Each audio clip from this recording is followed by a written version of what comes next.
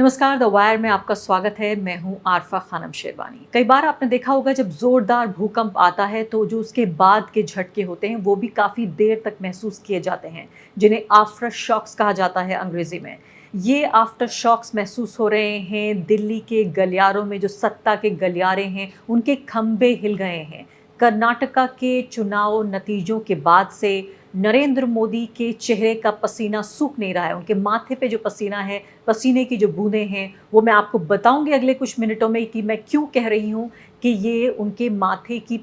जो पसीना है उसकी बूंदें क्यों नहीं सूख रही हैं आखिर। ये 5 चीज़ें आपको बताएंगी जो पिछले 10 दिनों के भीतर, आप ये सोचिए कि 13 मई को नतीजे आए, तब से लेकर अब तक 10 दिन भी पूरे नहीं गुजरे हैं कि जिस तरीके से 5 बड़े घटनाक्रम हो रहे हैं, जिसके मद्देनज़र ये माना जा सकता है कि सत्ता के गलियारों के जो खंभे हैं, न सिर्फ कि वो हिल रहे हैं बल्कि उनमें दरारें आती महसूस हो रही हैं। ताबड़तोड़ जिस तरह से फैसले लिए जा रहे हैं। आप सबसे बड़ा फैसला आपको बताऊंगी मैं कि जो दिल्ली में जो अध्यादेश लाया गया है, दिल्ली सरकार को जो सुप्रीम कोर्ट ने एक ऐतिहासिक फैसला देते हुए जो अधिकारी थे, जो अफसर थे, उनकी पोस्टिंग और ट्रांसफ़र का की जो ताकत थी वो दिल्ली सरकार को दे दी थी, उसको वापस पलटते हुए अध्यादेश लाया गया। इस बारे में एक्सपर्ट इसको सीधे तौर पर ये कह रहे हैं कि संविधान विरोधी है। दूसरी महत्वपूर्ण बात, जो 2000 का नोट उसको वापस ले लिया गया है सर्कुलेशन से। सीधे तौर पे आप ये देखिए, पता चलता है कि जो नर्वसनेस जिसे अंग्रेजी में कहते हैं, घबराहट जिसे हम कहते हैं,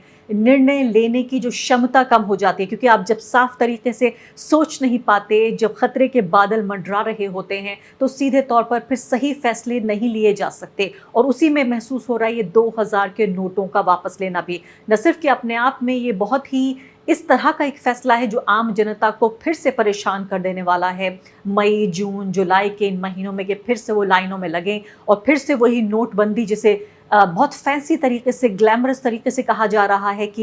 ये मिनी डीमोनेटाइजेशन है। उन लोगों से पूछा जाए कि ये मिनी भी उन लोगों के लिए कितना बड़ा मैक्रो है। तो ये दूसरा फैसले के बाद तीसरा आप देखिए, कानून मंत्री का रातों रात बदला जाना। किरण रिजिजू टॉप मिनिस्टर माने जाते थे नरेंद्र मोदी सरकार के, उनके बदले में अर्जुन मेघवाल को जूनियर मिनिस्टर को बना दिया गया। कानून मंत्रालय का जिम्मा उनको दे दिया गया। और ये क्यों किया गया, इस बात का फैसला क्यों लिया गया, किस मद्देनजर लिया गया, इस बात को भी छिपाया गया। किसी को कानूकाल खबर नहीं लगी जब तक कि ये घोषणा नहीं हो गई कि इन मंत्री महोदय को हटाया जा रहा है। तो क्यों इतने बड़े पद से चुनाव से ठीक 1 साल पहले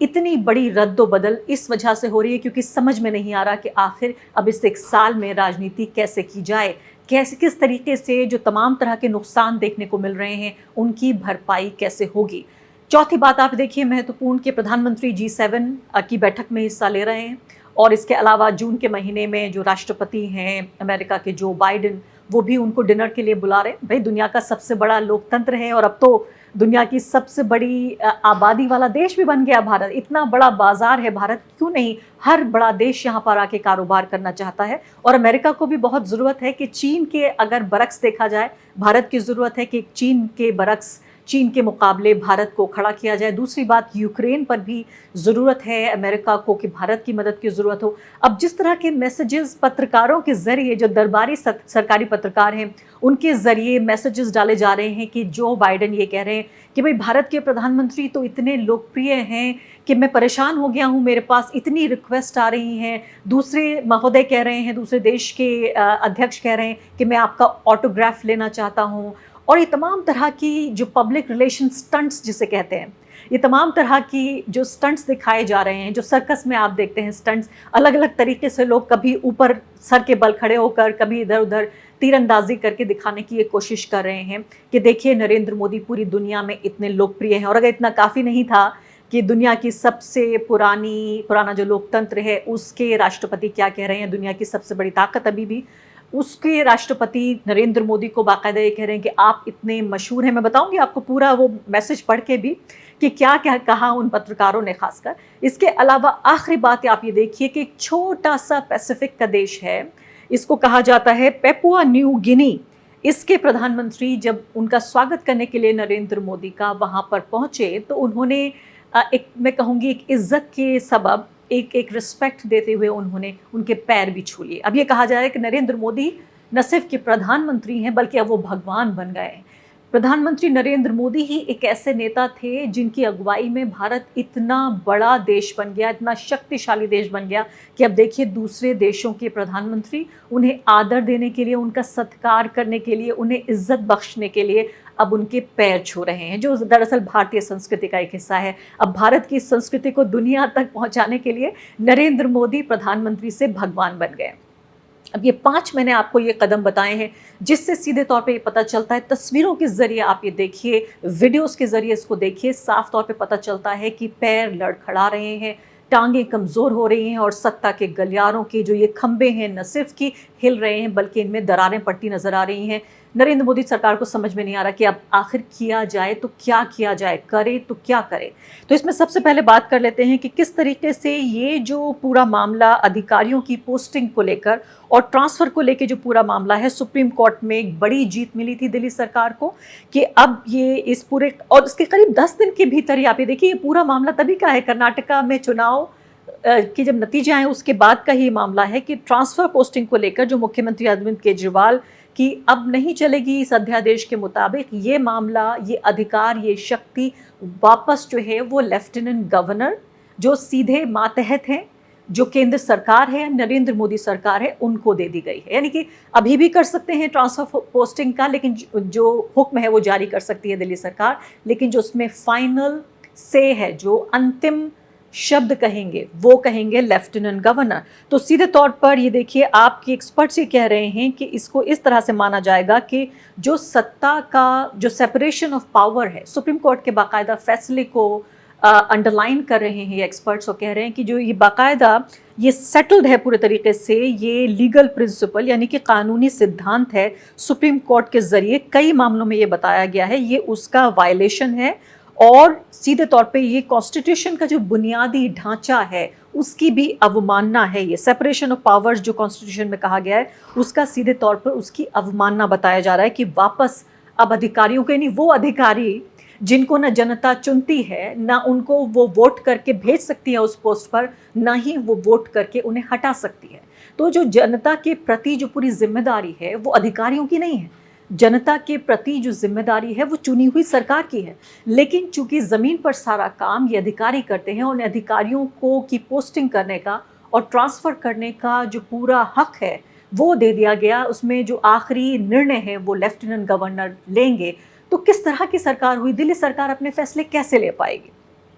अब दूसरी महत्वपूर्ण बात देखिए आप इसमें जो कानून मंत्री की अदला बदली है, सीधे तौर पर जिस तरह से इस पोर्टफोलियो को बदला गया है, अर्जुन राम मेघवाल राजस्थान के ये नेता हैं, इनको दिया गया है, दलित नेता हैं ये, इनको सडनली जो दिया गया है इसमें ना तो कोई तैयारी नजर आई, ना ही कोई सफाई पेश की गई, ना कुछ बताया गया कि आखिर इस अदला बदली की वजह क्या हुई। सीधे तौर पे ये पता चल रहा है कि सरकार कोशिश ये कर रही थी कि सुप्रीम कोर्ट से जिस तरह से उसका 36 का आंकड़ा नज़र आ रहा था, तरह तरह के बयान रिजू दे रहे थे, साफ तौर पे वो इस प्रथा के, इस ट्रेडिशन के बिल्कुल ख़िलाफ़ थे कि जो सीनियर सुप्रीम कोर्ट के जजेस हैं वो जो नए जजेस हैं उनकी नियुक्ति करें, बल्कि वो चाहते थे कि सरकार सीधे इसकी नियुक्ति कर दे। तो इस मामले को लेकर आपको याद होगा, पुराने जो फॉर्मर जजेस हैं उनको लेकर उन्होंने कहा कि वो एक एंटी नेशनल गैंग बना रहे हैं। इस कदर धमकी भरे शब्दों का इस्तेमाल करना, इस तरह के अपमानजनक शब्दों का इस्तेमाल करना जो भूतपूर्व जज हैं उनके लिए, तो सीधे तौर पर एक टकराव नज़र आ रहा था। और अब चुनाव से 1 साल पहले, अंग्रेजी में कहते हैं ऑप्टिक्स, यानी बाहरी तौर पर जो नज़र आ रही है तस्वीर, उसको बदलने की कोशिश कर रही है मोदी सरकार के। अर्जुन मेघवाल टकराने की कोशिश नहीं करेंगे, खासकर चीफ जस्टिस ऑफ इंडिया जो किसी भी तरीके से चंद्रचूड़ झुकते हुए नजर नहीं आए, किसी भी तरीके से, कितनी तमाम कोशिशों के बावजूद, तमाम तरह के बयानात के बावजूद। तो अब ये लगता है कि ये साल जिसे कहते हैं एक तरह से संधि या मैं कहूँगी समझौते का साल होगा सरकार और सुप्रीम कोर्ट के बीच के। देखिए, ये जो मंत्री जिनके चेहरे को देखा गया कि तमाम तरह की कड़ी बयानबाजियां करते थे, उनको हटा दिया गया है। हालांकि मैं इस बात से मानने को पूरी तरीके से इनकार करती हूं कि किरण रिजिजू कोई भी ऐसी बात कहेंगे जो नरेंद्र मोदी को पसंद नहीं है, अमित शाह को पसंद नहीं है, भाजपा आरएसएस को पसंद नहीं है, जो टॉप लीडरशिप है बीजेपी की उसको पसंद नहीं है। कोई भी बात वो स्वतंत्र रूप से कहेंगे और एक बार चलिए ऐसा हो सकता है कि कोई बात उन्होंने कही हो और उस बात को नागवार गुजरी हो बाकी जो टॉप लीडरशिप है, लेकिन बारहा लगातार बार बार जब रिजिजू इस बात को कहते गए तो साफ तौर पे पता चलता है कि स्वीकृति जो है वो उच्चतम स्तर पर ये स्वीकृति नजर आ रही है।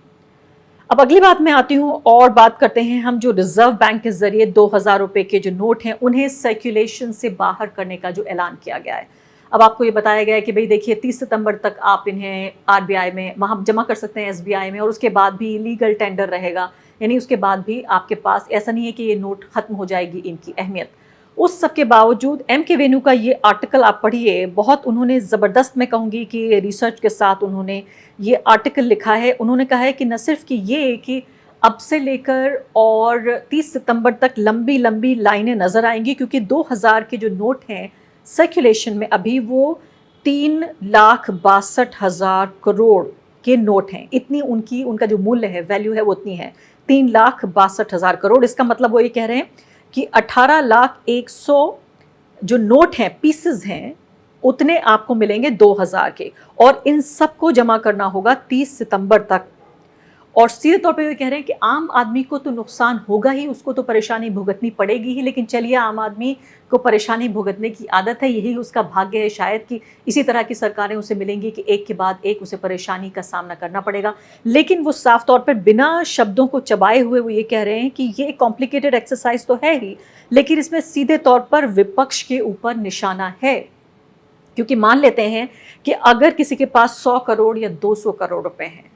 और वो पॉलिटिकल पार्टी अब चुनाव में जा रही है, आप जानते हैं चुनाव में पैसे का इस्तेमाल तो बहुत ज़रूरी है, और पैसे में ही सबसे ज़्यादा भाजपा के पास चूंकि ये सारे रिसोर्सेज हैं, इसलिए बड़ी वजह है कि वो चुनाव जीतने में कामयाब होती है। एम के वेणु यहाँ पर लिखते हैं कि बीजेपी को किस तरीके से एक अपर हैंड यहाँ पे मिला हुआ है इलेक्टोरल बॉन्ड्स की वजह से। बिल्कुल गैर पारदर्शी तरीके से, नॉन ट्रांसपेरेंट तरीके से बीजेपी के पास तमाम तरह के इलेक्टोरल बॉन्ड्स हैं, और यही बॉन्ड्स दूसरी पॉलिटिकल पार्टीज़ के फेवर में न जाएं, इसको लेकर भी तमाम तरह की धमकियां और अलग अलग तरीके से उनकी बाह मरोड़ने के तमाम उदाहरण हमारे सामने हैं। तो ये कह रहे हैं कि एक तरफ बीजेपी के पास तो इलेक्टोरल बॉन्ड्स होंगे जिनको खर्च करके वो चुनाव में अपनी बढ़त बना सकती है, लेकिन दूसरी तरफ अपोजिशन पार्टियां या वो कॉरपोरेट हाउसेज जो अपोजिशन को फंड करना चाहते हैं, उनको कैश देना चाहते हैं, वो अब नहीं दे पाएंगे, क्योंकि 2000 रुपये के नोट में आसानी होती है कि आप उस पैसे को कम जगह में रख सकते हैं। लेकिन ये सीधे तौर पर एम के वेणु कह रहे हैं कि ये ऑपोजिशन पार्टियों का नुकसान है और इसको समझने में किसी को भी भूल नहीं करनी चाहिए। और मैं याद कर रही थी राहुल गांधी का वो ट्वीट जिसमें उन्होंने कहा था कि how is replacing 10,000 rupees notes with 2,000 rupees notes going to make black money hoarding a lot harder. उन्होंने पूछा कि कैसे 1000 के बदले अगर 2000 का नोट आ जाता है तो ये कैसे मान लिया जाए कि काला धन जमा नहीं होगा। ऐसा लगता है कि राहुल गांधी की वो बात पूरे तरीके से सच साबित हो रही है। तो ये जिस तरह के नतीजे देखने को मिल रहे हैं पिछले 10 दिनों में, जो बाइडेन का ये मैसेज मैं आपको पढ़ के सुनाती हूँ, जो एंकर्स ने न सिर्फ ये किया बल्कि बताया कि नरेंद्र मोदी कैसे अब महंगे कपड़े नहीं पहन रहे हैं, अब उनके इतने लाख की घड़ी नहीं है, उतने लाख के जूते नहीं हैं, इतने लाख के कपड़े नहीं हैं, उतने लाख की शॉल नहीं है, बल्कि अब वो रिसाइकिल्ड जैकेट पहन रहे हैं। यानी जो वेस्ट से बना हुआ जो जैकेट है, रिसाइकिल कर रहे हैं कपड़ों को, यानी वो एक बार जो कपड़े पहने जा चुके हैं उनकी रिसाइकलिंग करके ये जैकेट उनका बनाया जा रहा है। और तमाम तरीके से आप ये देखिए, पूरा ये जो कलाज है ये बनाया है ऑल्ट न्यूज़ के ज़ुबैर ने, उनको आप देखेंगे बता रहे हैं। तो सीधे तौर पे आप ये देखिए कि अब जो बाइडेन का मैसेज जो अलग अलग तरीके से एक ही मैसेज को, ऐसा लगता है कि ये मैसेज किसी व्हाट्सएप ग्रुप पे आ जाता है जिसको भाजपा कवर करने वाले पत्रकार और वो लोग जो कि भाजपा के नज़दीक आना चाहते हैं, पत्रकार जिनका पत्रकारिता से भी कोई ख़ास लेना देना नहीं है, पेशे से वो रिपोर्टर नहीं है बल्कि एंकर ज़्यादा है, स्टूडियो में बैठे रहते हैं, उसके बावजूद भी उनको सबसे पहले तो प्रधानमंत्री की जो विदेश यात्राएं हैं उनको विदेशी मामलों को कवर करने वाले पत्रकारों को न भेजकर ये तथाकथित स्टार एंकर्स को भेजा जाता है जिनको एक किसी रत्ती बराबर किसी सब्जेक्ट के बारे में, जो विदेश नीति से जुड़े हुए जो विषय है उसके बारे में बिल्कुल मालूमात नहीं होती, उसके बावजूद इन लोगों को भेजा जाता है। अब ये इनके बीच और सत्ता के बीच बातचीत है कि क्यों इनको भेजा जाता है, सिर्फ ग्लैमर के लिए, लाइमलाइट के लिए, कि या ये लोकप्रिय हैं तो इनकी लोकप्रियता का फ़ायदा प्रधानमंत्री को मिल जाएगा, भाजपा को मिल जाएगा।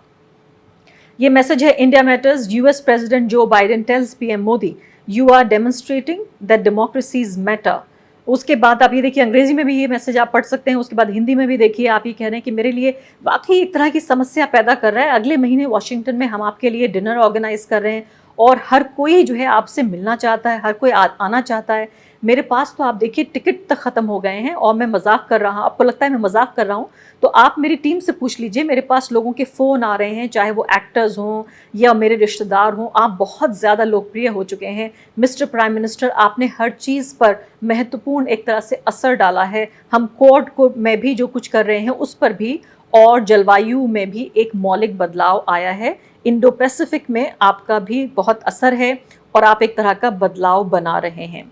तो ये मैसेज लगातार एक ही तरह का मैसेज ये भेजा जा रहा है। अब यहाँ साफ तौर पे पता चलता है कि अगर ये मैसेज इतना महत्वपूर्ण था तो यूएस मीडिया में क्यों, जो अमेरिका की मीडिया है उसमें क्यों इसको सही से जगह नहीं मिली। ये मैसेज किस तरह से कहा गया, कब कहा गया, कहाँ कहा गया, ऑन रिकॉर्ड कहा गया, क्या विदेश मंत्री ने ये पत्रकारों को बताया कि ये बातें हुई, और अगर इस तरह की बातें हुई तो हू बहू सेम टेक्स्ट सेम बातें कैसे इसी ऑर्डर में भी, देखिए आप ऑर्डर में भी तब्दीली नहीं की गई है, इसी ऑर्डर में इसी क्रम में लगा हुआ ये मैसेज कैसे वहाँ तक पहुँचा। और आखिरी बात अब आपके सामने वो है पापुआ न्यू गिनी के जो प्रधानमंत्री हैं, उनका प्रधानमंत्री नरेंद्र मोदी को आदर सत्कार इज्जत बख्शते हुए उनका पैर छू लेना, जिसने एक प्रधानमंत्री को खुदा बना दिया, भगवान बना दिया। मैं समझती हूँ कि अगर एक व्यक्ति अगर दूसरे के पैर छू रहा है और उसमें दोनों की उम्र में बहुत ज़्यादा फ़र्क भी नज़र नहीं आता और दोनों ही अपने देशों के प्रधानमंत्री हैं, तो इसमें क्या वो व्यक्ति बड़ा है जिसके पैर छुए जा रहे हैं, या वो व्यक्ति बड़ा है जो पैर छू रहा है। मैं आपको इसी सोच के साथ छोड़ जाना चाहती हूँ। आप फैसला कीजिए इनमें कौन बड़ा है, जो पैर छू रहा है या जिसके पैर छुए जा रहे हैं। नमस्कार। द वायर के और वीडियोस देखने के लिए सब्सक्राइब करें और बेल आइकन पर क्लिक करें। स्वतंत्र पत्रकारिता की आर्थिक मदद करने के लिए डिस्क्रिप्शन में दिए गए लिंक पर जाएं और अपनी राशि चुनें।